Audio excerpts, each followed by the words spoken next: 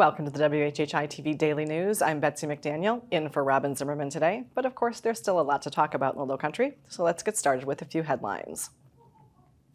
After an extremely contentious hearing on Capitol Hill where there were many calls to resign and also a very vocal call to impeach from Lowcountry Congresswoman Nancy Mace, Kimberly Cheadle, the director of the Secret Service, has now tendered her resignation. Lawmakers were particularly frustrated after Cheadle's appearance in front of the House Oversight Committee on Monday, where she did acknowledge that there were significant and colossal problems with security at the rally, but she was unwilling to answer many of the committee's questions. Last week in an interview with CNN, Cheadle admitted that the agency was solely responsible for the design and implementation of security at the Pennsylvania rally site that allowed a 20-year-old with an assault rifle to fire shots at Trump from an unsecured rooftop just a few hundred feet from the rally stage. At the time, she was emphatic that she would not resign, but after Monday's proceedings, it would appear she no longer had a choice. Cheadle was appointed by Biden to lead the Secret Service in 2022. Governor McMaster likes to tout how the state is courting more and more business investment, and he's now seeing some significant positive feedback from one of the more respected business networks. CNBC now ranks the state as the 19th best state in the country for business. That's up from 27th the year before, 36th in 2022, and 39th in 2021. The state is reporting $19 billion in capital investment and over 28,000 new jobs in the past couple of years.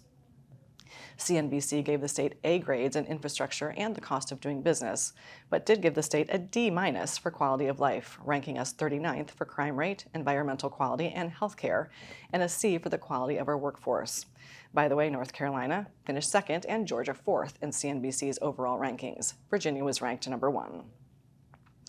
We've shared stories about COVID relief fraud and mail theft recently, but now the State Department of Social Services has made an arrest on a longer-running fraud, the stealing of food stamp money. 45-year-old Marcia Marie Kidd of Bluffton has been charged with receiving nearly $13,000 over 2.5 years because she knowingly did not report her husband's income on the certification forms. If convicted, she could face up to 10 years in prison and $5,000 in fines. She's the first person in Beaufort County accused of food stamp fraud in the last 3 years. Studies say fraud accounts for nearly 20% of SNAP's annual budget of $127 billion a year. 5 people, their dog, and even a couple of Beaufort County Marine rescuers were all plucked from a grounded boat incident off Fripp Island over the weekend.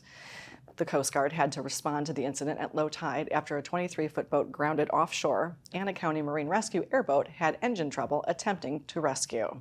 Multiple trips back to the scene were necessary, but nobody was injured in the incident, and both boats were also recovered. And unless it's good news, we really don't want to hear the words revised forecast for the hurricane season, especially while we're already in it. But Colorado State University's hurricane researchers have sent out an updated forecast that predicts an even more active storm season than they had previously expected, up from 23 named storms to 25 named storms because of the early timing and size of Hurricane Beryl earlier this month. And the average number of storms since the 90s has been less than 15.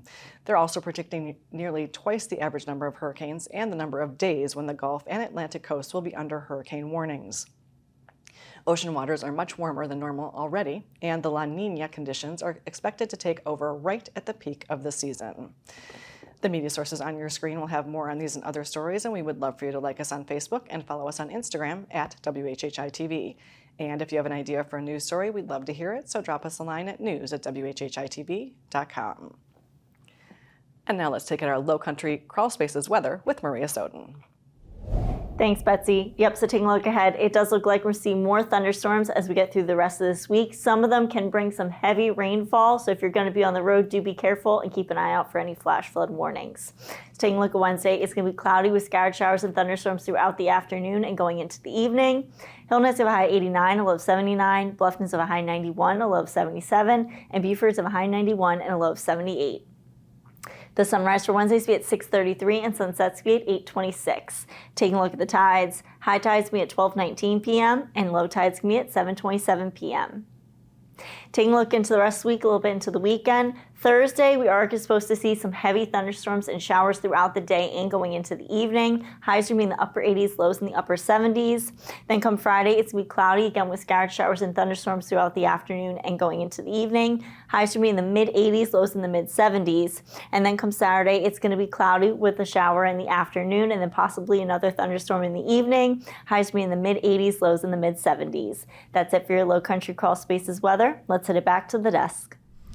Thanks, Maria. Well, coming up after a quick break, we're going to learn about National Hire a Veteran Day, so don't go away.